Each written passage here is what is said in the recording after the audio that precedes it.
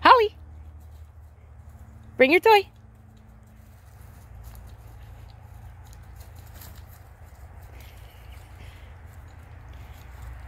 So I've been working 2 jobs, and the puppy's been over at my aunt and uncle's with their dog.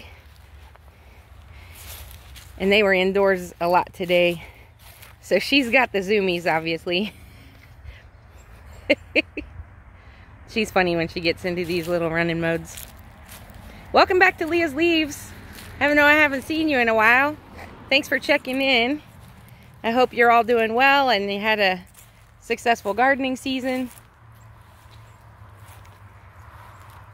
This is what's happening here right now, is that the Christmas tree farm that sits on what used to be my great-grandma's property is being trimmed up and ready for the season. I haven't picked one out yet. But this is where I'll get mine, which is super handy. Can walk like 100 feet and put it in my house. Holly, come say hi to everybody. Where's your toy? There you go. Meow.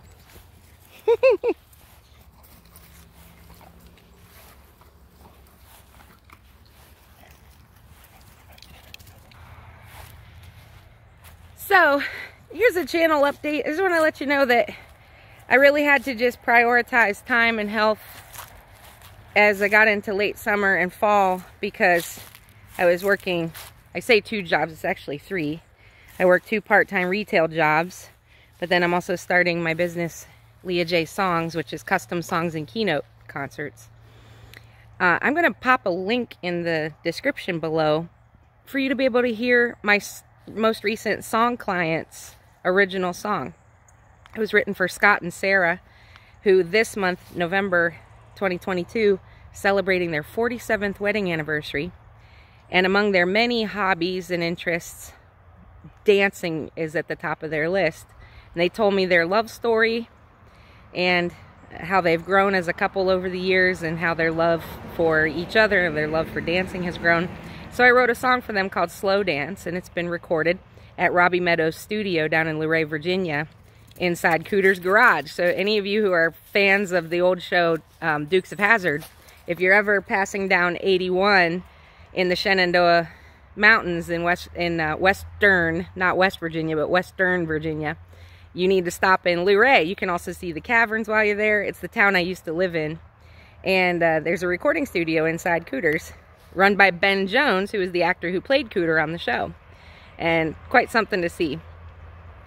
So anyway, Leah's Leaves isn't dead. I just needed to put it on hiatus to get these jobs provided income for me to be able to repair the old truck that I drive and to pay all my bills and so forth, so that I could be free to launch this entrepreneurial venture, which in time, you know, is the career goal.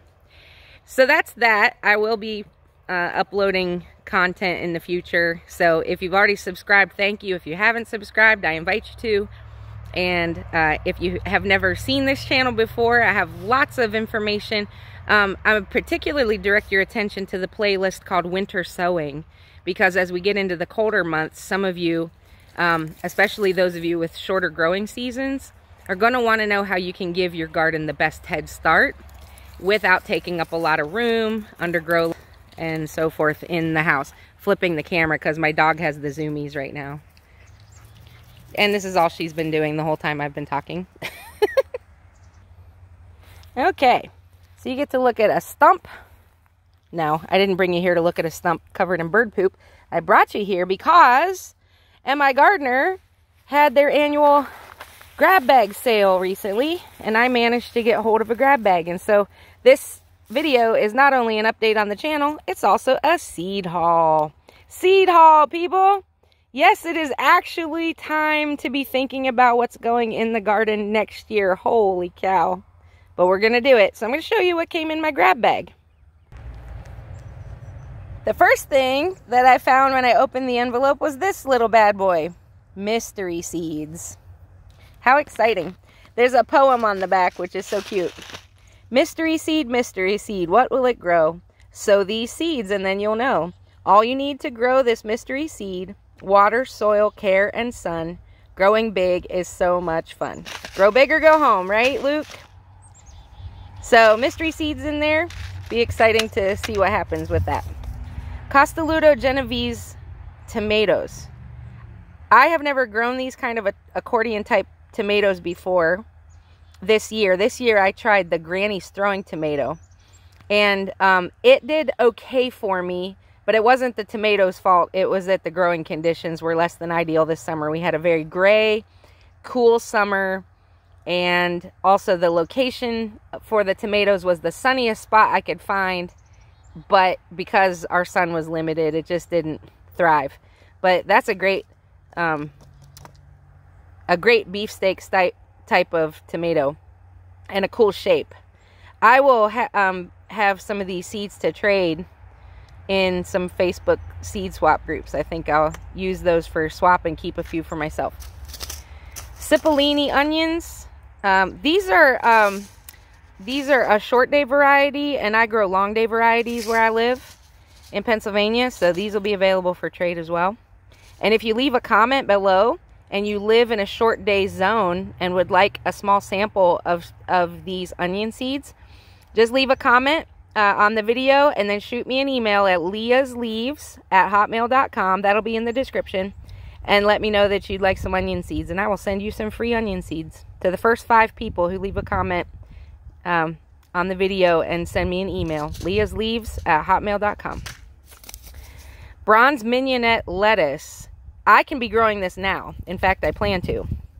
I have a way of turning a kiddie pool into a lettuce patch for the winter just by putting a clear plastic shower curtain over it and staking it up so that it captures heat during the day and keeps the soil temperatures warm enough and acts like a little mini greenhouse. I have always wanted to try this tomato. This is exciting. Aunt Ruby's German Green. But I've never tried it before. Now I have seeds for it, so that's exciting. Manitoba. I have grown these, and these are very good for places like where I live. I live in western Pennsylvania in the mountains. And I said that we didn't have much sun. Well, Manitoba, as you can hear from the name, was bred for cooler climates. And so if you're somebody who's living in, say, zone 5, zone 4, and trying to grow tomatoes, these are the kinds you want to look for. Any tomato with a name like Manitoba. Another one that I grew was Glacier tomato. So in the name are clues about what kind of zone it would work for. They have they just take less time to develop, and they're among the earliest producers in the season, and they're more frost hardy than most tomato plants. Sweetie tomato, a very good steady variety. Amana tomato. I have seeds for this already. I didn't grow any this year. I picked a different orange variety. This year I grew Thorburns terracotta. And I tried to grow necessary size tomatoes from Nicotovka Seed Company, but the grasshoppers got them first. I love Swiss chard. I grow a lot of that. This is something else that I can grow year round. And in fact, right now I have some growing in my green stock that is ready to harvest. So I'm probably going to throw a few of these seeds in there just to replace those. The Fort Hook is like a big giant size. The Lucullus is what I grew this year, and it has a white stem variety.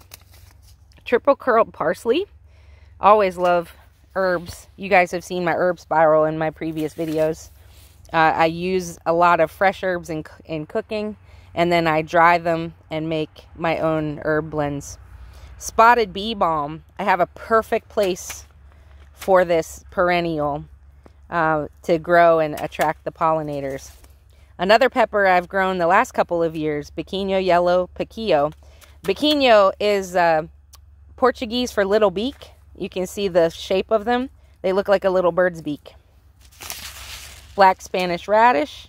This is a variety of radish that takes longer than most, but it has an excellent flavor and looks really pretty.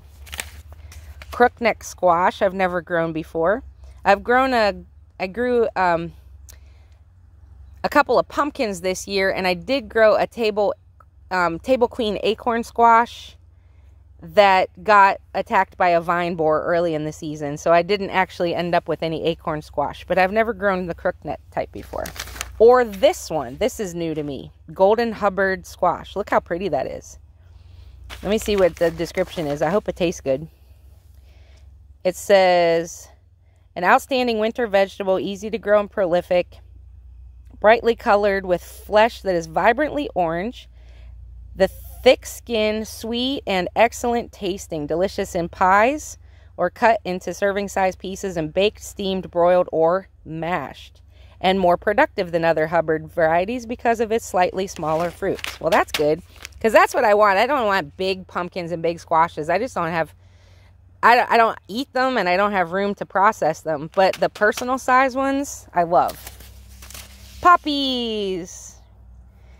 Those will go out. The way I plant poppy seeds is to wait for a good snowfall and then sprinkle them on the snow. And then that's it. As the snow melts and goes down to the ground, the poppies go too. And in the snow, they're able to germinate. They're a cold hardy, and they're one of the earliest producing flowers in the springtime. All-American parsnip. I haven't decided how much I like parsnips or not. I've eaten them at the grocery store just to try them, and I like them okay. I think I need to find better ways to prepare them. I think that's my main problem. Jack-o'-lantern pumpkin, excellent heirloom variety. Salad burnet. I grew a ton of this year because these seeds came in my grab bag last year from M.I. Gardener. I had never heard of this before. Man, it's delicious. I found all kinds of uses for it. It's a Mediterranean flavor. Oval tooth leaves grow on an herb-like plant. I used this like I would cilantro or parsley, actually. And sometimes I even mix them in. And then I ate it plain too. Oh, this is exciting. Toothache plant. I've heard of it. I've heard other gardeners rave about it and what a cool plant it is. And it does have the medicinal property and of being able to have a naturally occurring numbing agent in it. And I like little yellow flowers, so that's partly why I was excited when this came. Kohlrabi. I grew my first kohlrabi 2 seasons ago. Loved it. Grew more this year. I grew the purple Vienna. I haven't grown the white Vienna yet. No, that's not true. I did grow white Vienna my first year. I didn't notice a difference in the taste or anything between the white or the purple. California Wonderbell. That's a standard. These will be available for trade. A jelly melon. You know, I'd never even heard of these things until I started doing Leah's Leaves and watching other gardeners on YouTube. And now I see these everywhere. It's a novelty. I will probably grow a plant. Like I'll plant 2 or 3 seeds. I'll nurture one just for the novelty of it and try it and see what happens. I'm not sure I'm going to be a fan, but it is a very cool looking fruit. you have to admit. Dent corn, earth tone dent corn. Isn't that beautiful? That's beautiful. Chia. I have chia seed. You can grow chia as long as it hasn't been irradiated. You can grow chia even from the grocery store. I just didn't dedicate space to it because I was limited on space this year. But I do enjoy using chia. Watermelon beefsteak. Look at that enormous. I am definitely 100% trying this tomato next year. Oak leaf lettuce. That's a good standard. Upland mix wildflower.